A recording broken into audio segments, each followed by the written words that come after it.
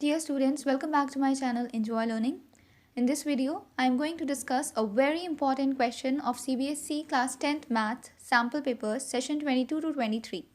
The question is question number 1. The graph of a polynomial passes through the points minus 5, 0, 0, minus 40, 8, 0 and 5, minus 30. Which among the following is a factor of px? So let's begin with the solution. Question में बेटा हम लोग को given है कि एक polynomial px का जब हम ग्राफ प्लॉट करेंगे तो वो ग्राफ इन पॉइंट्स के थ्रू पास हो रहा है. ठीक है, अब हमें फाइंड करना है कि ये जो 4 ऑप्शंस हैं इनमें से कौन इस पॉलिनोमियल px का फैक्टर है. अब ये क्या बात हुई, ये जो पॉलिनोमियल है ये इन पॉइंट्स के थ्रू पास हो रहा है और हमें पूछा जा रहा है कि फैक्टर कौन सा है इसमें. इस टाइप के किसी भी क्वेश्चन को सॉल्व करने के लिए आपको सिर्फ और सिर्फ इन 2 टर्म्स का कंप्लीट मीनिंग एकदम अच्छे से पता होना चाहिए. सबसे पहले तो मैं आपको बता दूं बेटा कि फैक्टर हम लोग कहते किसे हैं. ठीक है, एक पॉलिनोमियल का फैक्टर क्या होता है. तो सपोज एक पॉलिनोमियल है हमारे पास, जैसे कि इसमें कह रहे हैं px. तो बेटा px का फैक्टर हम लोग किसे कहते हैं. px का मीनिंग क्या होता है, पॉलिनोमियल इन x. px का मीनिंग क्या होता है, कोई भी पॉलिनोमियल p है इन x, मतलब कि उसके अंदर जो वेरिएबल है वो कौन होगा, x होगा. सो सपोज मैं अपना पॉलिनोमियल लिख लेती हूँ x² माइनस 4. ठीक है, जैसे नॉर्मल नंबर्स के केसेस में होता है फैक्टर हम लोग किसे कहेंगे, 8 के फैक्टर. तो 8 के फैक्टर वो नंबर्स होंगे जो कि 8 को पूरी तरह डिवाइड कर दें, जैसे कि 2, 4, 8 खुद और 1 है ना. तो ये नंबर्स वो हैं जिनकी टेबल में 8 आता है या फिर जो 8 को पूरी तरह डिवाइड कर दें, रिमाइंडर 0 बचे अगर हम लोग इन नंबर से 8 को डिवाइड करें. अब पॉलिनोमियल के केस में फैक्टर का कैसा रिप्रेजेंटेशन होता है बेटा, फैक्टर हमारा इस टाइप का होता है. बस अभी आप इतना समझिए कि ये जो पॉलिनोमियल है इसका ये एक मैंने फैक्टर लिखा है. ठीक है, फैक्टर हम लोग किसे कहते हैं, उसे कहते हैं जो कि हमारे पॉलिनोमियल को पूरी तरह से डिवाइड कर दे, रिमाइंडर क्या दे, 0. अब फैक्टर से क्या इंपॉर्टेंट चीज़ मुझे आपको बतानी है वो ये है कि जैसे ही हम लोग फैक्टर को इक्वल टू 0 करते हैं तो x की जो वैल्यू आती है वो होती है 0 ऑफ द पॉलिनोमियल. वो क्या होती है, 0 ऑफ द पॉलिनोमियल. बहुत ही इंपॉर्टेंट चीज़ बता रही हूँ बेटा यहाँ पे कि एक पॉलिनोमियल का फैक्टर है, कोई भी फैक्टर, हमने ये फैक्टर ले लिया, ये इस पॉलिनोमियल का फैक्टर है.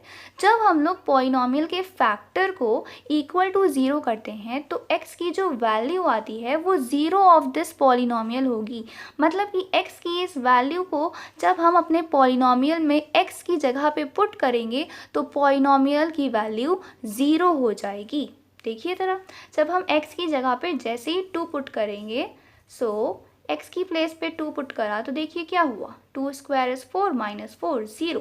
हमारे पॉलिनोमियल की वैल्यू क्या आ गई, 0 आ गई.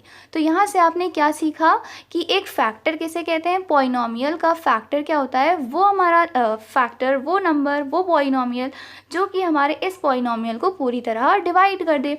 अब फैक्टर को जैसे ही हम लोग इक्वल टू 0 करते हैं तो x की जो हमें वैल्यू मिलती है वो क्या होती है बेटा, वो 0 ऑफ द पॉलिनोमियल होती है. मतलब फैक्टर को इक्वल टू 0 करने पर हमें 0 ऑफ द पॉलिनोमियल मिल जाता है. 0 ऑफ द पॉलिनोमियल क्या होता है, x की वो वैल्यू या फिर वेरिएबल की वो वैल्यू जिसे हम अपने पॉलिनोमियल में पुट करें तो हमारे पॉलिनोमियल की वैल्यू क्या हो जाए, 0 हो जाए. तो यहाँ से आपने फैक्टर भी समझ लिया और 0 ऑफ द पॉलिनोमियल भी समझ लिया. अब इसमें देखिए हमें क्या समझना है, पॉलिनोमियल इन एक्चुअल होता क्या है. पॉलिनोमियल बेटा लिखा होता है, जैसे कि यही वाला मैं पॉलिनोमियल लिख लेती हूँ, px is equal to x² minus 4. अब हम लोग इसे क्या पढ़ते हैं, इसे हम लोग पढ़ते हैं कि ये एक पॉलिनोमियल है जिसमें कि वेरिएबल क्या है, x है.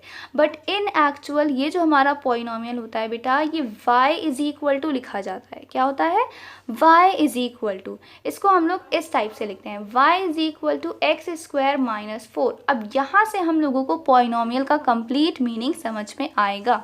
ठीक है, पॉलिनोमियल में क्या होता है बेटा, हमेशा एक डिपेंडेंट वेरिएबल होता है और एक इंडिपेंडेंट वेरिएबल होता है। तो देखिए ये जो px पॉलिनॉमियल है इसको हम लोग कोई भी एक नेम दे दें, कोई भी एक दूसरा वेरिएबल, जैसे हम लोगों ने यहाँ पे दे दिया, यहाँ पे हम लोगों ने क्या दे दिया, y दे दिया। तो देखिए ये हमारा जो पॉलिनॉमियल है ये क्या है, y कहें या फिर px इज इक्वल टू कहें, बात वही है।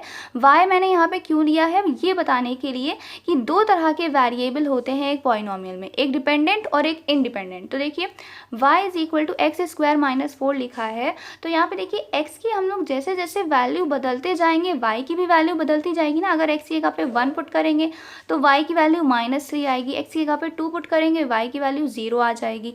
तो x की वैल्यू जो है वो डिसाइड कर रही है कि y की क्या वैल्यू होगी। तो y डिपेंडेंट वेरिएबल है और x कैसा होता है, इंडिपेंडेंट वेरिएबल।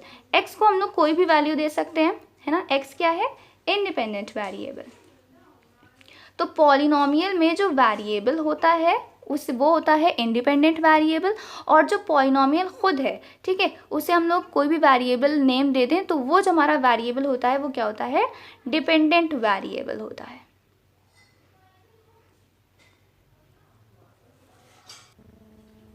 तो इसी तरह से ये हमारा जो पॉलिनॉमियल है y is equal to x square minus 4, यहाँ पे जब हम x को वैल्यूज देते जाते हैं तो y की हम लोग को करस्पॉन्डिंग वैल्यूज़ मिलती जाती हैं, और यही हमारे क्या होते हैं, वो पॉइंट्स होते हैं जिनके थ्रू हमारा पॉलिनॉमियल पास होगा, है ना। x की जो वैल्यू है उसकी करस्पॉन्डिंग y की जो वैल्यू आई है, ये हमें पॉइंट्स मिलते जाते हैं।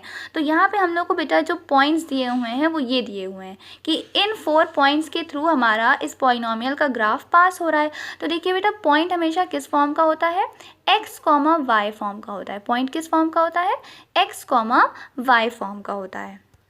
अब बहुत ही इंपॉर्टेंट कंक्लूजन पे, इस क्वेश्चन के आंसर पे हम लोग पहुंचने जा रहे हैं, तो बहुत ही ध्यान से सुनिए बेटा। देखिए पूछा गया है हम लोग को क्वेश्चन में कि इस पॉलिनॉमियल के फैक्टर क्या क्या हैं, ठीक है। फैक्टर को जब हम लोग इक्वल टू 0 करते हैं तो हमें 0 ऑफ द पॉलिनॉमियल मिलता है। मतलब कि जब हम लोग उस वैल्यू को x की वेरिएबल की अपने पॉलिनॉमियल में पुट करेंगे तो हमारा पॉलिनॉमियल क्या हो जाएगा, इक्वल टू 0 हो जाएगा। तो यहाँ पे देखिए ये हमारा पॉलिनॉमियल है अगर y is equal to x square minus 4, ठीक है। तो अगर हम लोग बेटा फैक्टर से जो x की वैल्यू मिली है उसे अगर हम लोग इस यहाँ पे पुट करेंगे तो हमारा y क्या हो जाएगा, 0 हो जाएगा, ठीक है। तो यहाँ से देखिए क्या हिंट मिली कि वो पॉइंट्स जिनका y कोऑर्डिनेट 0 है वो हमारे 0 ऑफ द पॉलिनॉमियल या फिर फैक्टर ऑफ px दे रहे हैं, जो कि है ये पॉइंट एंड ये पॉइंट, ठीक है। -5,0 और 8,0 को अगर आप ध्यान से देखिए तो इनका जो y कोऑर्डिनेट है वो क्या है, 0 है ना।